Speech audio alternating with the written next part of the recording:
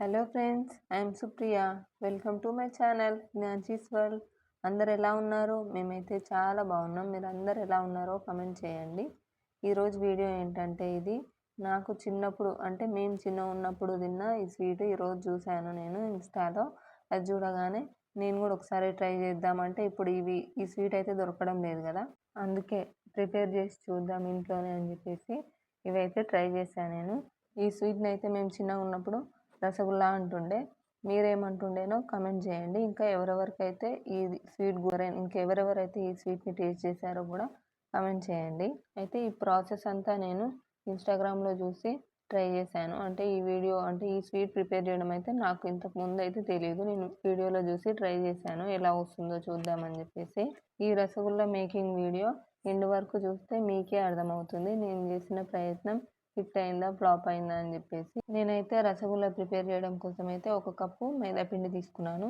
ఇంకా అందులోకే 1 spoon cornflour add చేయమన్నారు, కానీ నా దగ్గర కార్న్ఫ్లోర్ లేకపోతే అది స్కిప్ చేశాను. మీ దగ్గర ఉంటే యాడ్ చేసుకోండి. ఇంకా చిటికెడు సాల్ట్, ఇంకా చిటికెడు బేకింగ్ పౌడర్ యాడ్ చేసుకోండి. బేకింగ్ పౌడర్ లేని వాళ్ళు బేకింగ్ సోడా కూడా యాడ్ చేసుకోవచ్చు. ఫైనల్గా ఇంకొంచెం ఫుడ్ కలర్ యాడ్ చేసుకోండి. అందులోకి సగం నిమ్మకాయనైతే పిండుకోవాలి. నెక్స్ట్ పిండిలోకి కొంచెం కొంచెంగా వాటర్ పోసుకుంటూ పిండిని అయితే కలుపుకోవాలి. పిండి చపాతి పిండిలాగా గట్టిగా కలుపుకోకుండా చాలా మెత్తగా సాఫ్ట్గా కలుపుకోవాలి. పిండి అంత సాఫ్ట్గా కలుపుకున్నప్పుడు పిండి అనేది చేతికి అంటుకుంటుంది కాబట్టి అలా అంటుకోకుండా ఉండడానికి అని చెప్పేసి పిండిలో కొంచెం అయితే ఆయిల్ వేసి పిండి మంచిగా కలుపుకొని దానిపైన ఏదైనా మూత పెట్టుకొని కొద్దిసేపు అయితే పక్కన పెట్టుకోండి.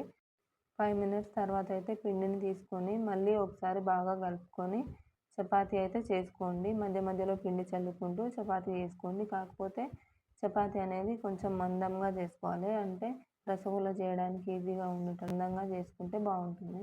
మళ్ళీ ఇక్కడ వీడియోలో చూపిస్తున్నట్లు చిన్న చిన్నగా కట్ చేసుకున్నాక ఒక్కొక్క పీస్ని అట్లా రౌండ్గా బాల్స్ లాగా చేసుకోండి. రసగుల్లాలు అట్లా చేసుకుంటే సేమ్ అన్నీ ఒకటే సైజులో వస్తాయని చెప్పేసి నేనైతే ఇట్లా ట్రై చేశాను, కానీ వర్కౌట్ అవ్వలేదు. ఎందుకంటే ఇట్లా కట్ చేసి అన్నీ ఒక దగ్గర అట్లే ఉంచాను కదా, అందువల్ల పిండి అనేది ఒకదానికొకటి అతుక్కొని సేమ్ సైజ్ అయితే రాలేదు. ఒకటి పెద్దగా ఒకటి చిన్నగా అయితే వచ్చింది. నేనైతే ఇక్కడ 1 కప్పు మైదా పిండి తీసుకున్నాను కదా, దానికి నేను 3/4 కప్పు షుగర్ అయితే తీసుకున్నాను.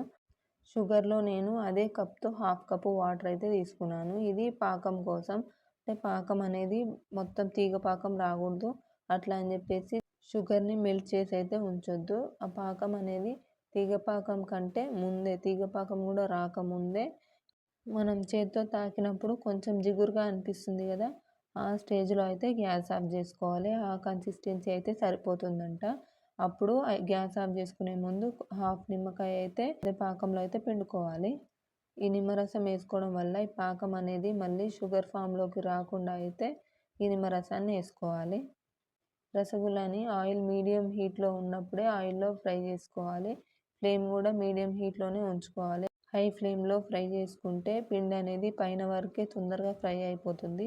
పిండి లోపల మాత్రం పచ్చిగా ఉంటుంది. పిండి అనేది కుక్ అవ్వదు. అందుకే మీడియం ఫ్లేమ్లోనే ఈ రసగుల్లాని మనం ఫ్రై చేసుకోవాలి.